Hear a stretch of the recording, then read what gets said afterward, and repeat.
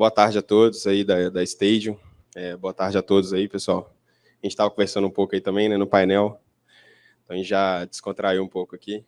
Pessoal, para a gente começar, eu queria falar um pouco sobre o que é a Lenarge, né?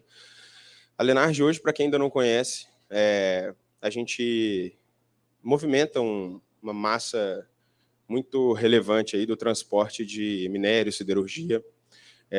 Nós nascemos aqui na região sudeste, em Minas Gerais, mas é uma empresa que já transporta já para o Brasil inteiro já há um bom tempo e tem uma certa relevância aí no mercado com a qualidade do serviço que ela presta na área do transporte. E desde mais ou menos 2013 foi quando eu entrei lá e a gente começou essa jornada assim mais voltada para o desenvolvimento de software. Então, é uma empresa que acabou abraçando a causa do desenvolvimento interno desde bastante tempo, né? Na maior parte do tempo, eu trabalhei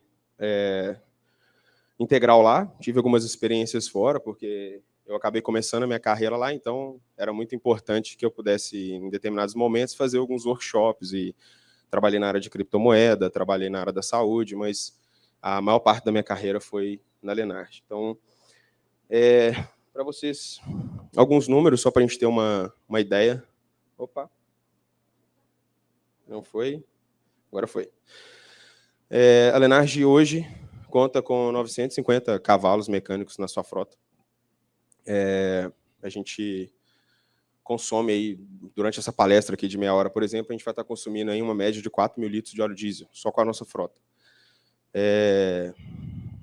Hoje a gente tem um número considerável de funcionários, hoje a gente está com 1.400 funcionários, mais, né? E destes, a maioria é motorista, né? A força que move a empresa ali são os motoristas. E a gente tem um volume também grande de relacionamento com parceiros, motoristas com seu próprio caminhão, ou trabalho para outras empresas, que também se relacionam conosco. E a gente faz, na média, aí de 30 mil viagens por mês. Uma viagem dessa, eu estou carregando ali, em média 30 toneladas, às vezes 48, num veículo maior. E só para vocês entenderem um pouco do cenário, tá? O foco aqui não é um case, eu vou falar mais sobre isso. Então, e a gente tem uma squad de desenvolvimento. Essa squad começou comigo, e hoje a gente tem uma parte da squad está aqui conosco, né? E uma equipe massa, guerreira, porque o desafio é grande. E a diferença é que não é uma empresa de tecnologia, né? Aí era bom depois o pessoal mandar no chat aí, só para ter uma ideia. Até com vocês também, quem que trabalha trabalha em uma fábrica de software, ou mais voltado a uma empresa assim, de tecnologia em si. E os demais estão já trabalhando no mercado, ou estão numa empresa diferente. Por exemplo, no nosso caso, da logística, por exemplo, uma empresa que não... o core não é a tecnologia, né? Alguém? É o meu caso, então. Beleza, está dividido. E aí, o objetivo da talk aqui é para a gente falar sobre o modo real-time, né? O que seria isso, quando que é relevante ou não para o nosso cenário. Então, eu vou começar com o problema de todas as aplicações hoje, que a gente brinca muito, mas, na real, o problema sempre vem do usuário, né? É uma brincadeira, obviamente, mas é ele que, na maioria das vezes, apresenta para a gente a necessidade. Então, nesse caso aí, por exemplo, eu tenho um desafio aqui para a gente trabalhar junto, tá? Que é um usuário que chegou para mim, uma transportadora, e falou: eu preciso de uma tela que eu vejo todos os meus caminhões, onde que eles estão agora. Então, para o usuário é simples, até de falar, de explicar, não tem muito o que extrair disso, né? Então, vamos lá, vamos à prática.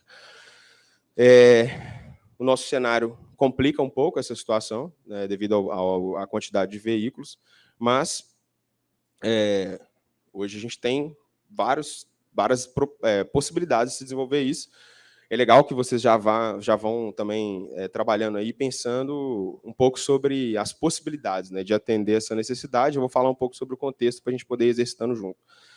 Então, o disclaimer é esse, não é um case. Tá? A ideia aqui, eu queria que cada um fizesse a conexão né, na empresa de vocês, no cenário de vocês, no aplicativo que vocês estão criando em casa e tal, com o que eu vou mostrar para vocês aqui. Então, como eu disse, eu já trabalhei em outros negócios e sei que a gente está falando aqui de situações extremamente comuns, em aplicações que já estão em produção ou que entraram em produção, tiveram alguma dificuldade. Então, na palestra em si, a gente vai falar um pouco sobre escala, o impacto do real-time na escala. Então, vamos lá. Eu vou, usando esse exemplo, minha tela está cortando aqui um pouquinho, um exemplo básico, a gente tem um veículo ele está se movendo, e eu tenho um estado dele. Tá? Isso é configurado de cada veículo. Então, vou pegar um exemplo aqui de um veículo que está aqui, a cada 2 minutos ele muda o estado dele. O que eu recebo com isso?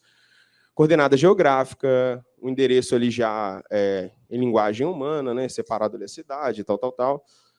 Eu sei a velocidade que esse veículo está, a ignição, isso já vem do mercado. Então, eu consigo hoje contratar várias empresas que prestam serviço para mim, vai lá, instala o equipamento no meu caminhão e me manda isso. Então, algo que a gente já está acostumado a trabalhar. Equivalente a quando a gente compartilha a localização do celular, né? Quem já implementou esse tipo de recurso aí. Então, eu recebo esse estado multiplicado pela quantidade de caminhões que a gente tem, e o usuário me pediu uma tela parecida com essa. Então, ele quer a placa, a hora da última posição, vamos falar assim, né? Ignição, nesse momento, a velocidade, a cidade que ele está. Aqui, no caso, referência, ali, vamos até uma região ali, demarcada, que eu quero saber se ele está dentro de uma dessas regiões ou não. E beleza, vamos seguir com esse cenário. O usuário me pediu isso. Se eu for começar a fazer de uma versão mais básica, então, o que eu falo de versão mais básica, eu já estou tirando o WebSocket da jogada por enquanto, só para a gente fazer um exercício aqui. Eu vou ter que fazer um GET na aplicação e vou retornar esse estado. Então, se eu armazenar essa informação das posições de cada veículo eu vou armazenar isso lá no meu banco com a forma mais analítica. Toda vez que alguém solicitar essa chamada, eu vou ter que calcular qual que é a última e dar para cada veículo. Então, no SQL da vida, por exemplo, ia ter que fazer view, ia ter que fazer uma junção um pouco mais complexa. Isso eu estou partindo do caso básico. Então, eu vou acelerar um pouco, é um caso só de referência para a gente poder ir conectando os pontos. Beleza. Fiz esse GET, retornei, então, com um pouco mais de esforço do servidor, mas eu retornei onde que esses veículos estão. Então, estou atendendo o usuário. E aí eu coloco um temporizador de GET no front e vou ficar refrescando isso, está ótimo. Um push refresh, se for uma aplicação, né? Então, puxa ali, roda o spinner e atualiza. Beleza, está ótimo também. Ok, quais são os problemas dessa versão? Que, basicamente, cada usuário, eu vou reprocessar aquele estado. Então, toda vez que eu fazer essa chamada, eu estou multiplicando a quantidade de veículos que eu tenho pela quantidade de usuários que eu tenho. E pela quantidade de usuários que estão online. Então, eu começo a ter um estresse muito elevado no servidor e começo a ter alguns problemas com relação a isso. E nunca vai ser a verdade plena, né? Porque uma vez que eu faço um GET ali, aquilo deixou de ser verdade. Passa alguns minutos, se eu não atualizar de novo. No exemplo de uma versão mais sofisticada, então vamos partir para um WebSocket. Então, a palestra aqui, apesar de ser real-time, tá? Não vamos estressar muito o conceito dos WebSockets em si, mas sim, importante vocês saibam da existência deles. Então, eu acredito aqui que a maioria de vocês, ou se não todos, já saibam que existe essa conexão lá a mais no navegador, que é solução para vários problemas. Então, vou dar um exemplo aqui do Socket.io, que já implementa o WebSocket de uma maneira em que ele já lida ali com aquelas quebras da conexão, etc., me garante mais essa conexão, né? Então, ele cuida da conexão em si, mas ele não está importando com os dados e se as pessoas receberam ou não aquela informação. Isso é um alerta que ele mesmo coloca. Então, se eu uso um Socket.io, vou ter que implementar uma autenticação naquele protocolo para poder proteger ele. Então, vamos lá. E aí, eu tenho que preocupar com consistência também. Então, como a própria documentação dele já tem a seção lá separada para isso. Né? Delivery Guarantees, Connection State Recovery. Então, eu vou ter que... ele me garante algumas questões como a ordenação da mensagem, porém, ele já começa a me dar na própria documentação dele, peraí, se você receber um erro na comunicação, você tem que lidar com isso.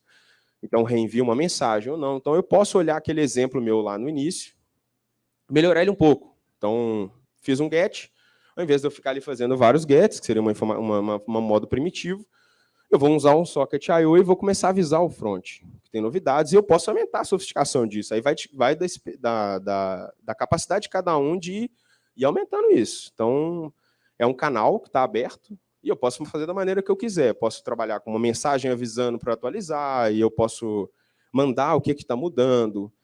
Então, existe uma série de possibilidades que aí já fica bem na mão do desenvolvedor, assim, o que eu vou conseguir fazer com essa tecnologia, mas ela existe.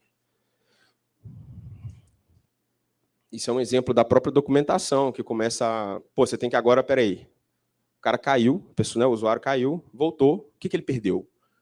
Pô, vou ter que lidar com isso de alguma maneira. Eu vou, sei lá, fazer um chamado, então tem que implementar no front, tem que implementar no back, tem que fazer jogadas ali para poder ir lidando com essas questões.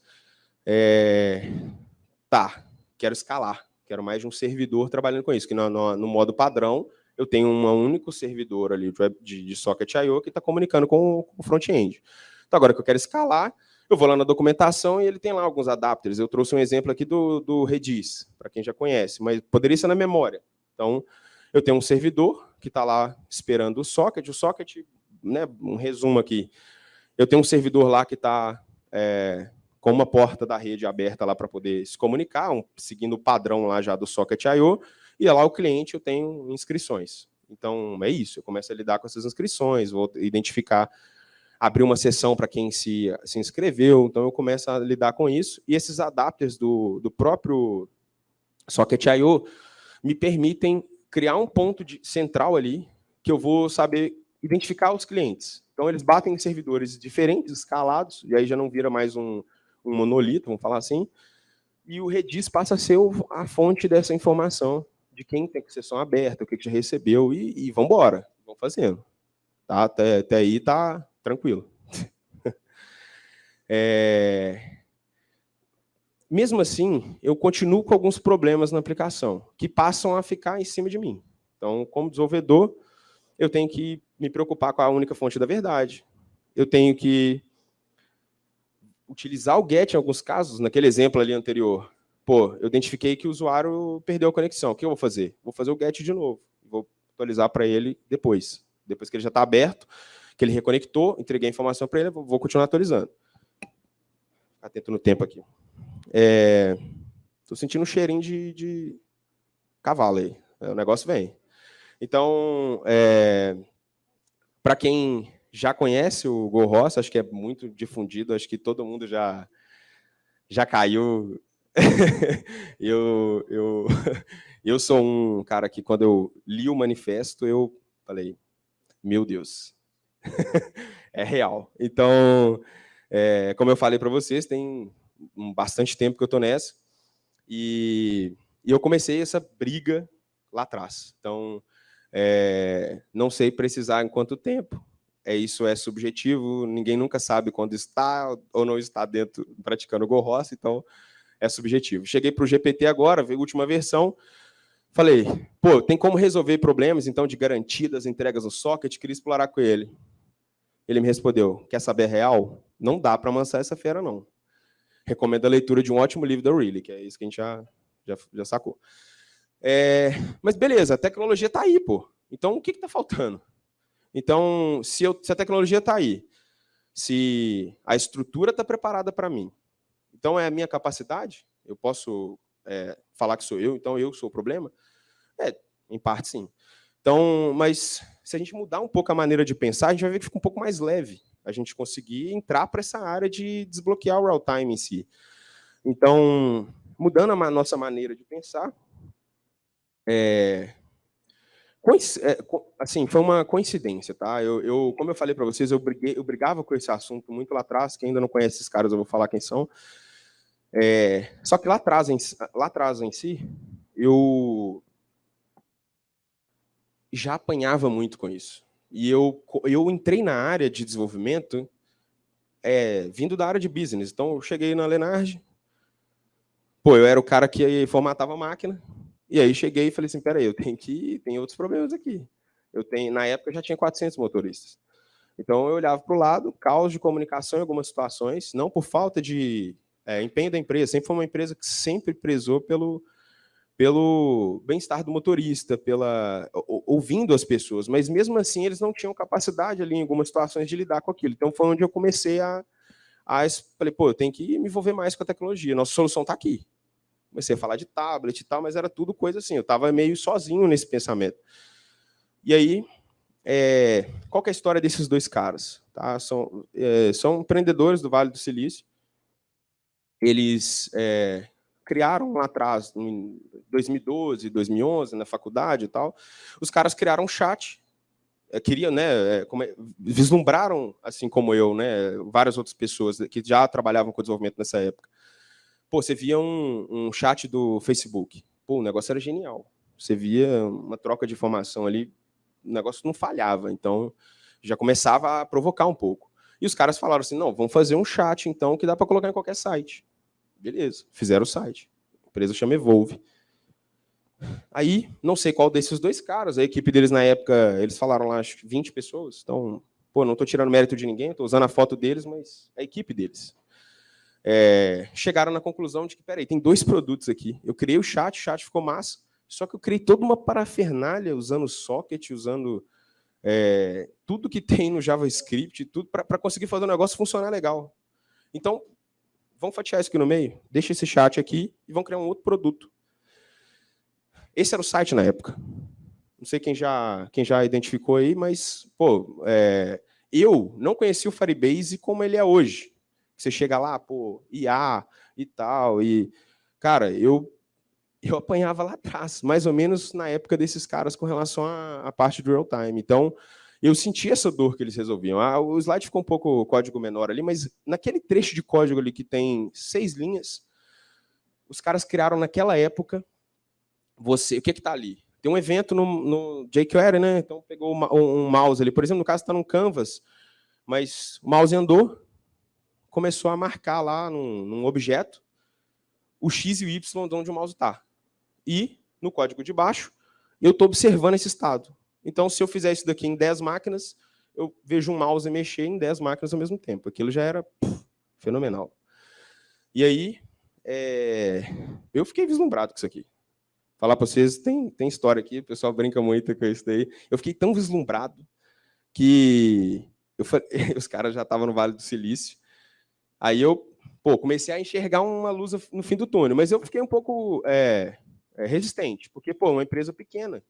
O site deles tinha hora que nem funcionava, você clicava numa página ali, não aparecia nada, e eu estava numa empresa aqui com 400 motoristas. Eu não podia pegar da minha cabeça, tomar uma decisão, pegar uma startup, né, que na época era isso, e falar, pô, vou sair usando aqui.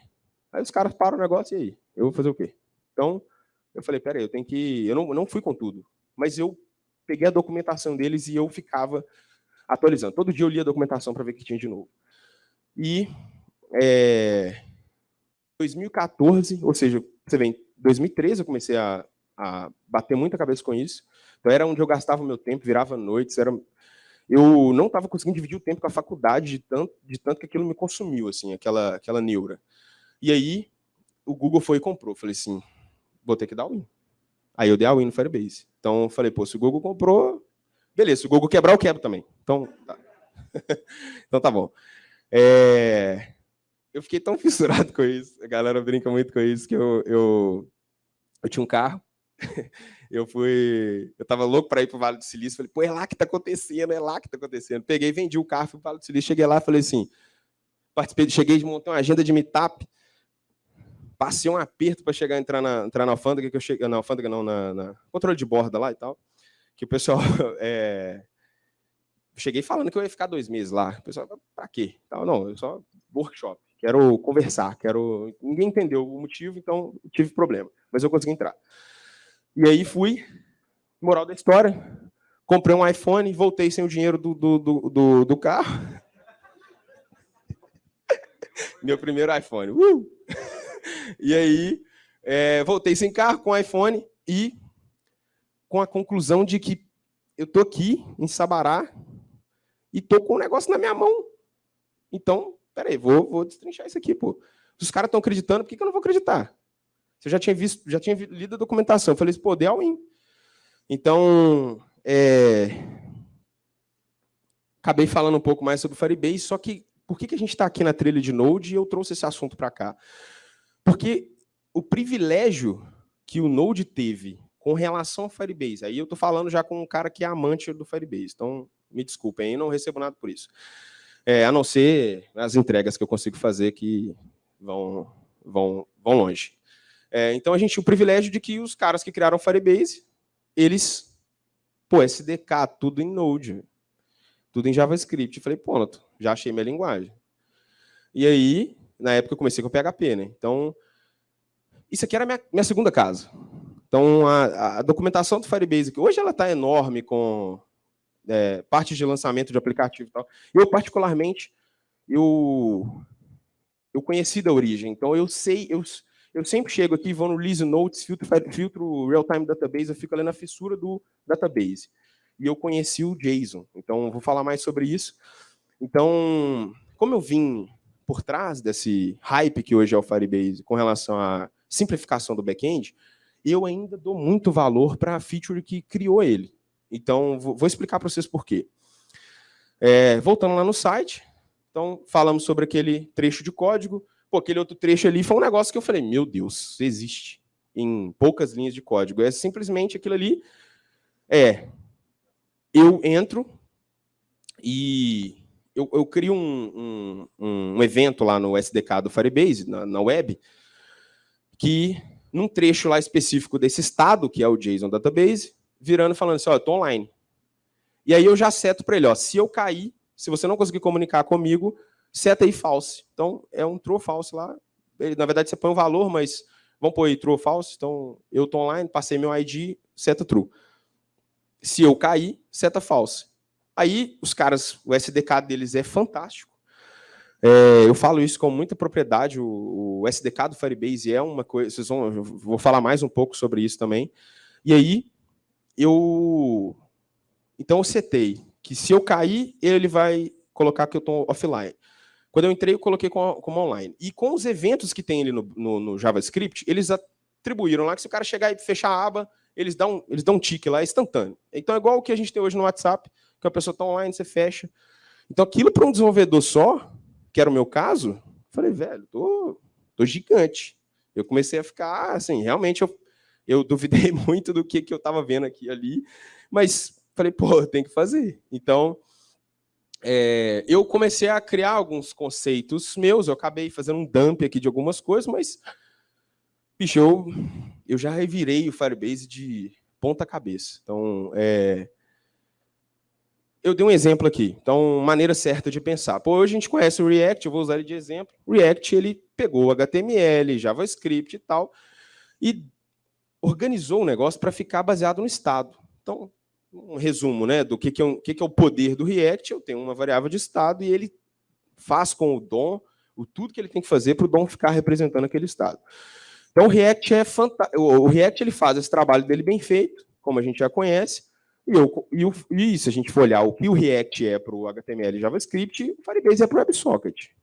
Então já tem um checkpoint ali. Aí os caras foram além. O que lá atrás eu já olhava como uma coisa assim, pô, normal. Como eu não vim da academia, não vim da sequência lá de uma escola de programação, eu não falo isso com orgulho, mas eu nunca cheguei a fazer um curso assim na sequência e tal, porque eu sempre fui muito acelerado, eu virava noite estudando e tal, então, sei lá, eu sou louco. Então, eles fizeram uma coisa lá atrás que eu achei fantástico, porque geralmente, como no começo da palestra acho que é Douglas, não sei, ele falou sobre TRPC. Ele falou sobre isso, né? Tipo, GET e tal, comumente a gente trabalha uma aplicação, a gente começa a pensar no REST ali. Então, os caras do Firebase viraram e falaram assim, peraí, põe uma autenticação na frente e expõe o banco. O banco está público. O banco geralmente fica lá no calabouço, às vezes até com controle de acesso por IP. E aí os caras falaram, não, o banco tá na rua. E aí tiveram muito problema por causa disso, porque as pessoas às vezes não sabiam usar ali e tal, mas foi embora. Então, o Firebase moveu essa lógica. Então, hoje você escreve uma regra de leitura escrita e você tem seu banco exposto, mas sem expor segurança. Já tive várias oportunidades para ser exposto, nunca fui leviano nisso, sempre que eu precisava de uma área que fosse mais acadêmica ou mais científica, eu sempre estive ao lado de outras pessoas. Não é o caso da Lenarge. A Lenarge não é uma empresa que precisa muito da ciência da computação, mas ela precisa de pessoas que olham para a tecnologia, que querem explorar o máximo dela, e pessoas que conseguem entregar. Então, o caso da Lenarge é um caso especial. Então, é um outro privilégio que eu tive na minha carreira. Mas vou falar, eu já assumi outros desafios. Já criei um order book de uma criptomoeda, junto com pessoas mais capacitadas que eu. Então, eu já coloquei à prova isso daqui, em diversas ocasiões. A gente chegou a ter $2 milhões na nossa hot wallet. Então, é um número considerável. E era controlado pelo Firebase. Então, a quantidade de vezes que eu já estudei os protocolos deles comunicando e tal, então eu fui colocando à prova. FreeSet. Pô, isso é uma coisa só que o JSON Database tem. Finge que o Google não está ouvindo isso, eu não sei se ele gosta disso. É uma coisa que eu descobri lá atrás. E, por exemplo, naquele exemplo que a gente deu do Canva lá, o mouse mexendo. Então, estou com o mouse andando aqui, dando 7 no banco. Não estou pagando nada. Não tem billing ali. Quando que ele começa a cobrar? Então, você abriu o seu aplicativo e está vendo o mouse.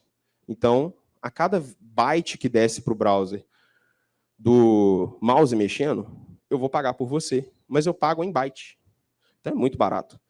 Então, se for um caso de um X e Y, eu vou demorar uma eternidade para gastar o free tier dele. E aí você multiplica por 10, 20, 30 pessoas e está lá. Ele aceita até hoje. O dia que aumentou de 100 mil, que já era na época 100 mil usuários simultâneos que o Firebase suportava, para 200 mil, eu quase chorei. Então, o ponto transaction, que é um método que me ajudou muito. Nesse exemplo da criptomoeda, consistência, porque o que o banco relacional tem, que é o transacionar um dado e saber que só uma pessoa está mudando ele, né? Se eu posso fazer set pelo front, não é o caso que eu utilizo muito, mas o transaction ele me garante que um único dado lá daquele estado, que é o JSON lá, somente uma pessoa está mudando ele. E se está mudando, eu passo uma função ali que tem o valor anterior, o valor próximo ao valor. Então, eu estou falando várias coisas aqui, mas a ideia é que vocês consigam entender e se posicionar. Né? A gente não consegue, com 30 minutos aqui, fazer eu consegui fazer o dump completo, mas eu quero fazer isso. Então, a gente vai ter outras oportunidades. Eu coloquei aqui um follow-up. Se tiver qualquer problema na URL, vocês me falam aí. Só para vocês colocarem um e-mail lá, porque aí eu vou fazer já montei meu setup, ainda não tinha um motivo ainda para começar, eu encontrei esse motivo. Falando aqui com vocês, eu fiz as modificações no finalzinho ali. Falei, pô, esse é a hora da gente... Quem tiver mais interesse nesse assunto, a gente falar mais. Sobre técnicas relacionadas ao Firebase e tal. Então, só colocar o e-mail lá, eu vou... Não é para lista de ninguém e tal, não trabalho com isso. É para a gente abrir o YouTube, abrir o Twitch e começar a conversar, fazer exemplo e tal. Então, eu gosto muito de falar sobre isso. Então, voltando para o nosso exemplo lá, eu vou falar que isso aí ficou fácil, mas ficou viável de um cara fazer. Então, nossa tela, vou dar um pouco de informação. Então, essa tela aqui, ela é baseada no JSON Database do Firebase, e essa tela aqui, que é um histórico, que a gente falou lá atrás, né? Como que essa informação vem, então, onde que o caminhão passou. Isso aqui não mudou nada, gente. Então, por isso que a gente pode falar depois também sobre o Firestore. Eu discordo de muita coisa que o Firestore trouxe, porque ele acabou bugando a mente de muita gente. Eu não tenho que ir para o Firebase para fazer isso aqui, não. Isso aqui é um get que eu faço, que vem o histórico meu do Mongo, do Postgres. Vem lá, ó. É um get, só isso. Então, é um histórico. Eu não tenho que olhar para um histórico e ver ele real time. Eu quero saber o que o caminhão fez hoje. Então, eu abro lá e estou vendo o que o caminhão fez hoje. Acabou. Não tem atualização, não tem nada. Aqui tem. Então, um pouco do como que foi aquela tela. Então, eu tenho hoje geralmente, hoje, como eu trabalho, eu nunca faço escrita no front, no banco. Eu acho isso difícil de administrar, porque sempre que você vai escrever alguma coisa, você tem que administrar uma lógica. Tá? Eu vou tentar acelerar agora para a gente finalizar. Então, você tem que ter uma lógica ali por trás para você poder aplicar sua lógica de negócio, etc. e tal. Então, se você geralmente não escreve pelo banco, então eu escrevo com uma Cloud Function, vou lá, salvo o histórico que eu tenho que salvar, altero aquele estado daquele caminhão. Então, o caminhão, salvei o histórico que a posição foi em tal lugar. Mas o veículo, que é um objeto por veículo, eu dei set nele. Então, o Firebase mostrou para a gente ali. Se eu não posso pegar o mouse e atualizar o XY, por que eu não posso pegar um veículo? Se eu tenho 900, não tem problema. Chegou uma posição, naquele objeto daquele veículo, eu dei um set, substituí. A posição que estava antes agora é essa. Estou fazendo isso. Então, a API ficou super simples. Quando eu vou lá no front, eu estou observando o veículo. Se eu quiser pôr ele no mapa, ver ele mexendo, eu vejo. Eu faço isso. Então, como eu disse, hoje o desafio da Lenard não é a tecnologia. O desafio hoje é o processo. Então, informação, que momento que a informação vem. Então, a gente pode dizer isso, que a tecnologia destravou a gente. O SDK do Firebase ele é tão bem desenvolvido que ele substitui o Redux. Quem já conhece o Redux aí no React. Então, ele garante o estado ali para mim, que está no front. Desconectou, conectou, ele garantiu o estado, você pode ler o objeto dele ali. Ok. Ganho relevante de escala. Por quê? Agora, todos aqueles gets que a gente falou lá atrás, que era exponencial, pô, eu tenho 1000 usuários, faço 1000 gets cada minuto. Pô, aí eu tenho caminhão, o banco vai estressar e tal. Eu saí disso. E agora eu tenho a possibilidade, né, de simplesmente observar aquela tabela. Então, se eu tenho 900 caminhões, 100 andaram, eu recebo a atualização de 100. Ficou 10 minutos todo mundo desligado, sei lá, à noite. Tem algumas operações são 24 horas, outras não. Então, eu não atualizo essa galera, eu nem vou nesse dado. Se o cara tiver com a tela aberta, tiver uma TV lá de um painel, tá lá. Não mexeu em nada. Não sobrecarregou ninguém. Quando que eu mudo isso? Quando eu vou salvar uma posição nova, eu atualizo lá. Então, meu back-end ele ficou, nesse ponto, quase free. Quando o estado muda, o SDK garante a entrega para todos os clientes sem overhead. Beleza, eu vou acelerar agora para finalizar. O back-end do WebSocket se torna commodity. Então, eu saí de Socket.io e tal, eu digo isso, não gostaria de estar ali. Então, eu imagino, nosso colega ali, o Bruno, já é um cara da matemática computacional, tá? Já é um cara que eu já não poderia falar a mesma coisa para ele, mas ele já gosta desses desafios. Eu estou muito focado no problema. Então, o momento em que eu tiver o luxo de poder mexer com isso, eu mexo. Hoje eu não posso, então eu estou focado em atender a spec sem ser irresponsável com a empresa. Então, Unlocked. Um pouco do resultado. A tela ficou muito difícil de ver aqui para vocês. Se quiser, puder apagar só rapidinho, por favor. Obrigado. Isso aqui é uma tela da operação, visões diferentes. Todos os veículos aqui eu sei. Pô, uma carreta, se ela está com uma manutenção aberta agora, se ela acabou de sair da manutenção e ser liberada, se tem um motorista, aquele motorista está de folga, não está, quantos dias trabalhados e tal, e toda uma previsibilidade do conjunto inteiro, controle de demanda, é tipo um Trello lá no final, lá, que eu tenho, quem que vai fazer, o que vai fazer, velho, isso aqui destravou a parte nas frentes, hoje ele controla consumo de óleo diesel, o motorista tem um aplicativo web que ele vê as informações dele de condução, ele aprende a conduzir melhor, ele vê onde ele está errando, então é um pouco de gamificação, mas eu dou a oportunidade dele mexer. Então a gente destravou a operação e o negócio cresceu. Eu consegui desbloquear nosso time, nossos desenvolvedores hoje, o exemplo que a gente está falando no painel, ficou muito acessível, porque isso tudo está com monorepo, compartilhando código, com o back e o front. Então, aquela complexidade também que o Firebase vai tomando ao crescer, hoje a gente tem uma simplicidade, é simples ali, porque o mesmo estado lá do Firebase, daquele JSON Database, é tipado também. Então, o nosso colega deu um exemplo do TRPC, mas a gente faz com endpoint normal, mas é tipado tudo. Então, é 100% tipado, TypeScript em tudo. Ajuda os desenvolvedores demais. E nossos caras de negócio, eu sou um cara que estou ali no meio, mas nosso CEO, nosso gerente de operações, nosso diretor de operações, eles já entenderam isso. Então, eles não olham para a tecnologia mais com medo de pedir alguma coisa. Então, enfim, a gente é uma grande empresa que tem uma semelhança de uma startup. O presidente chega e fala uma coisa, a gente olha para o lado ali, vai faz uma coisa. Não quer dizer que é rápido, não, galera, é muita coisa. Mas a gente desbloqueou isso. E eu queria, se tiver algum tempo ainda, fazer pergunta, mas eu sei que eu fui... No meu contador deu 35 agora, mas é isso aí. Consegui. Consegui. Estou real time aqui também. É porque está no Stadium, é bom falar para a galera.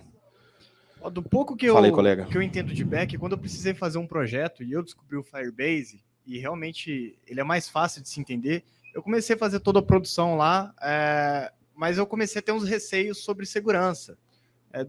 Como é que você consegue fazer segurança de todas as transações de dados ali usando o Firebase?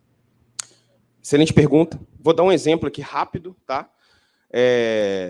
Eu já usei o Firebase Cara, me ligaram à noite, eu abracei a causa, gastei lá umas 3 noites e na época eu até estava de Covid, então peguei, foi um spot ali, consegui aplicar um pouco dessas teorias aqui num case em que eu não podia vazar nenhuma informação. Eu tinha uma aplicação já desenvolvida da saúde que atendia, na época, já atendia 200 mil vidas, era um hospital de Covid, só que o servidor travava. O socket deles não aguentava, entrava, subscribe, reiniciava. Então, um negócio muito louco, o Redis ali trabalhando e tal. Cheguei lá, respondendo a sua pergunta. Então, você pode ter lá todo o seu sistema já desenvolvido, já em produção, você consegue plugar essa parte também. Você começa por um token de autenticação, que você bloqueia todas as formas de autenticar pelo front, e você cria um token de autenticação. E nesse token, JWT, você põe as suas informações de negócio. Então, você identifica a pessoa. Esse token é garantido pelo SDK do Firebase que aquela sessão é aquela pessoa. Então, tanto no front quanto no back, eu tenho. No caso você não tem esse acesso ao back, mas você configura ele. Então, você coloca lá no rules que você pode acessar só essa árvore, que na árvore tem o seu ID.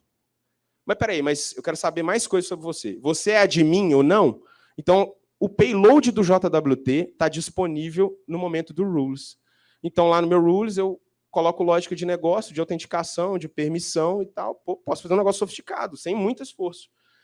Então, eu crio um payload JWT bem sofisticado ali. Aí, beleza, crio a regra e falo, pô, tem que ser esse cara, tem que ser admin e tal, não sei o quê, papapá. E aí você lê e bloqueia qualquer árvore de informação. Então, no caso do order book, você põe público o que é anônimo, igual lá está um order. Eu consegui fazer um igual da Binance.